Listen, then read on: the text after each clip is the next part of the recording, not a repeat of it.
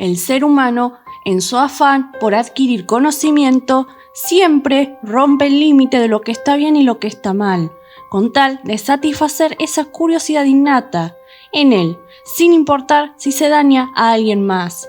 La ciencia nos dejó muchas cosas buenas, pero muy pocas veces nos preguntamos hasta qué punto fue bueno eso.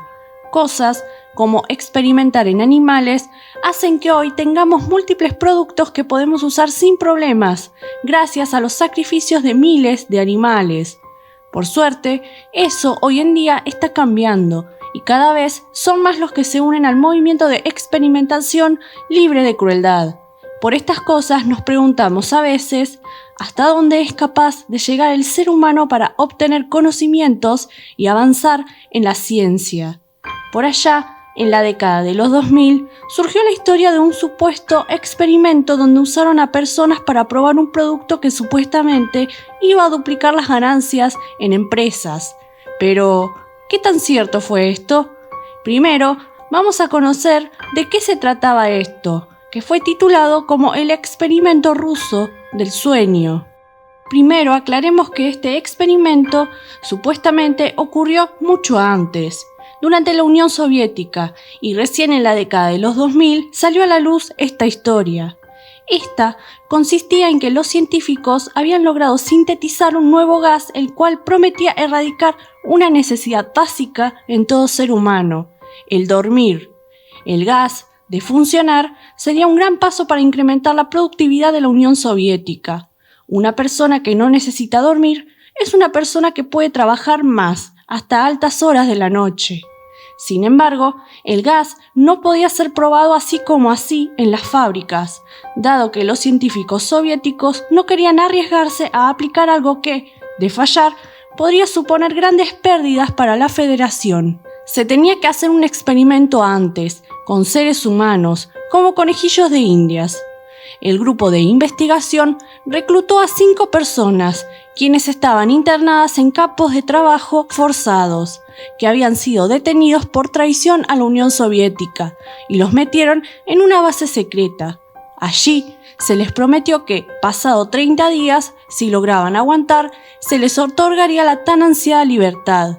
Lo único que debían hacer era convivir en la base durante ese periodo de tiempo, mientras se les introducía en la cámara un nuevo gas psicoactivo que les impediría dormir.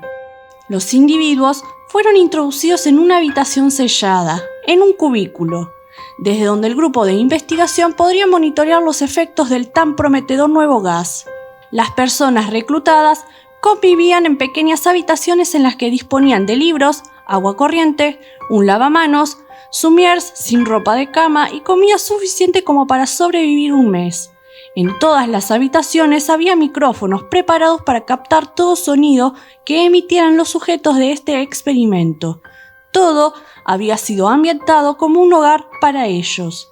Durante los primeros 5 días los sujetos no se encontraron mal, sobre todo por la motivación de que, una vez pasado el tiempo de la investigación, lograrían alcanzar su libertad. Los individuos hablaban entre ellos de cosas banales, sin mucho interés experimental, como gustos en común, su opinión sobre el experimento, entre otras cosas normales. Todo parecía normal, hasta que llegó el 5.º día. A partir de ahí se desató la locura y el infierno. Hubo un cambio brusco en los temas de las conversaciones. Estas se volvieron más oscuras y empezaron las quejas físicas y mentales, que insinuaban episodios de paranoia. Los sujetos, quienes hasta hacía pocos días se habían mostrado amistosos entre ellos, empezaron a desconfiar los unos de los otros. Las sospechas empezaron a aparecer y para evitar cualquier tipo de información que se usara en su contra, dejaron de hablarse y empezaron a actuar de forma extraña.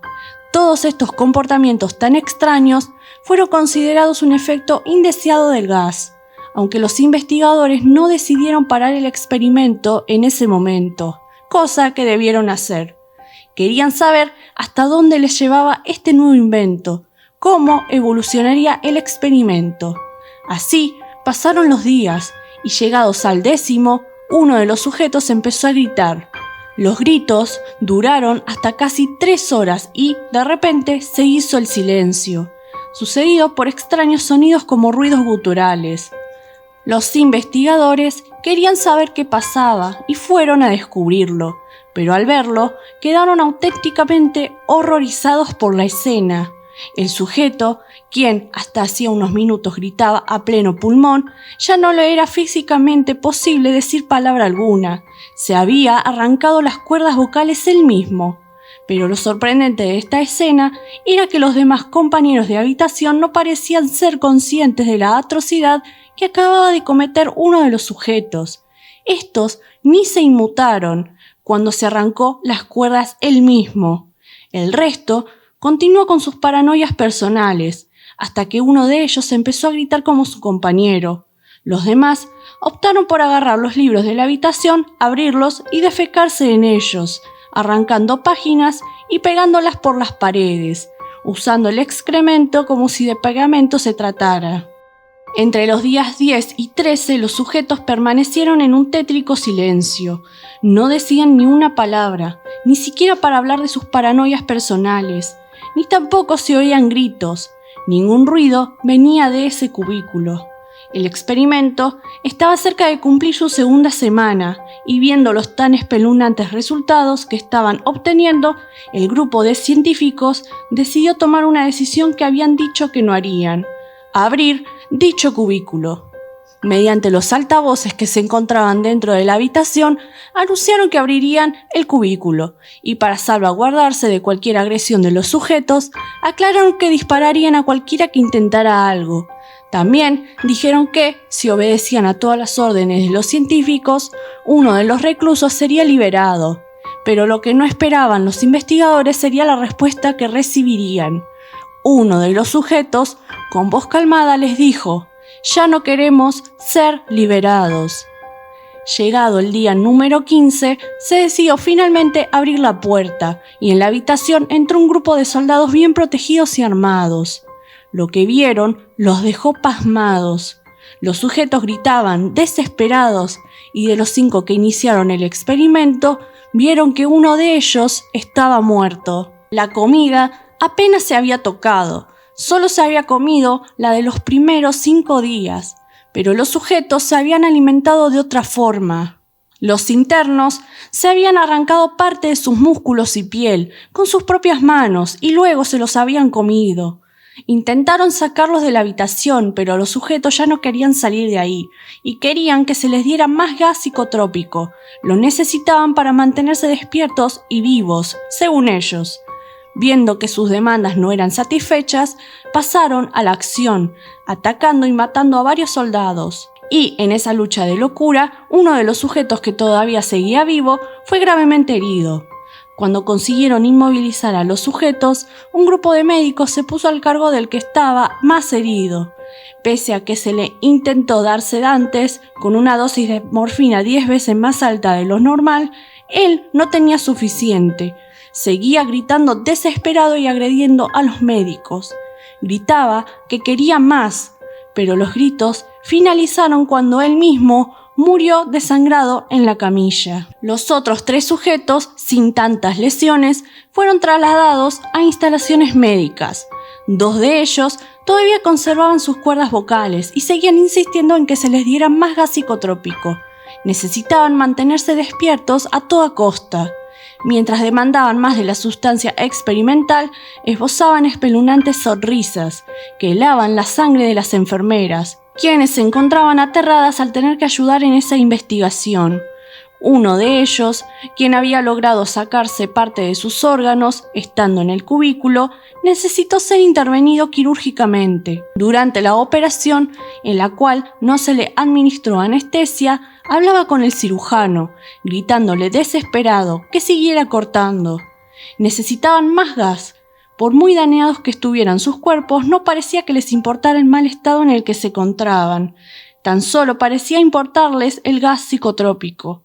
Al parecer, se habían vuelto adictos. Los investigadores les preguntaron el por qué lo necesitaban tanto, y su respuesta fue clara y concisa: Debo mantenerme despierto. Los 3 supervivientes fueron devueltos a la habitación y dado que el experimento para saber si el tan prometedor gas del sueño había fracasado, surgió la duda de qué hacer con los sujetos que todavía estaban vivos. Uno de los oficiales encargados de la investigación sugirió ver qué pasaba si se les volvía a administrar el gas experimental y, como ya no tenían nada que perder, la investigación siguió adelante, pero con un objetivo totalmente distinto. Los sujetos, al aspirar de nuevo el gas, se calmaron de inmediato. Para sorpresa de los investigadores, los cerebros de los sujetos parecía que se morían y revivían cada cierto tiempo, sin explicación científica posible. Uno de los internos se tumbó en una de las camas, reposó la cabeza en una almohada y cerró los ojos como si después de varios días sin dormir, decidiera que ya había sido la hora de calmar esa necesidad básica. Tras cerrar los ojos, su muerte vino de forma casi instantánea. Los investigadores volvieron a introducirse en el habitáculo y para asegurarse de que no volvieran a morir soldados, abatieron a uno de los sujetos. Ahora solo quedaba uno. Uno de los científicos le preguntó en qué se habían convertido y el último de los supervivientes le respondió sonriendo: «Somos ustedes. Somos la locura que circula por sus cuerpos, pidiendo ser liberada de su mente, que se alberga en su parte más animal. Somos de aquello de lo que te escondes cuando vas a dormir por las noches. Somos lo que callas». Tras estas palabras, el investigador se quedó paralizado y sin decir una sola palabra, agarró su rifle y le acertó directamente al corazón al último de los sujetos de su investigación. Toda esta historia no dejó indiferente a nadie, ya que se había hecho viral rápidamente. La idea de que, en las últimas décadas, se ha hecho todo tipo de experimento poco ético y moralmente deleznable es algo que, incluso siendo muy escépticos, no tildamos como algo completamente falso. Por esto, la idea de que se haya hecho un experimento en el que se haya usado un misterioso gas psicotrópico, los sujetos se volvieran locos, empezaran a automutilarse y volverse agresivos, entre otras cosas de la historia, además de darnos miedo, los vemos como algo que podría ser cierto. Pero surge la pregunta: ¿qué tan cierta fue esta historia? Bueno, la verdad es completamente falsa. Esta historia no resultó ser más que eso, una historia, o mejor dicho, una creepypasta, que surgió y se extendió gracias a Internet. De hecho, es en la propia página web de Creepypasta donde se puede disfrutar de la historia completa, con algún que otro detalle cambiado. Los orígenes de esta historia datan de los finales de los años 2000 y principios de la siguiente década. En uno de los foros de la página anteriormente mencionada, se invitaba a los usuarios a inventarse la leyenda urbana más aterradora, la que más pesadillas consiguiera generar. La historia del experimento ruso del sueño resultó ser la clara ganadora de este reto, así que se extendió por todas partes, apareciendo en canales de misterio de YouTube, haciéndose blog, debatiendo sobre su veracidad e incluso apareciendo en periódicos. Lo que indica que esto es falso, además de lo mencionado anteriormente, es que jamás una institución penitenciaria, más durante la Unión Soviética, prometerían a sus presos la libertad por el simple hecho de hacer un experimento, por muy peligroso que el mismo pudiera parecer. Los reclutas no serían ingenuos, tampoco, y si iban obligados o no, era de suponer que la participación en el experimento acabaría con su ejecución inminente, o en el mejor de los casos, volver a hacer trabajos forzados. Finalmente, está la existencia del propio gas y las heridas que se infligieron los supuestos reclutas. Hasta la fecha, no se conoce ningún gas que sea capaz de hacer los efectos que se le han atribuido al del creepypasta. Además, por muy drogado que se esté, el arrancarse grandes cantidades de piel y músculo hacen que, al cabo de unas horas o incluso unos minutos, el sujeto inevitablemente muera desangrado. Una persona, quien tiene los intestinos hacia afuera y está chorreando sangre, no va a vivir un día más sin la debida asistencia médica. Por ende, es imposible que sobreviva tantos días.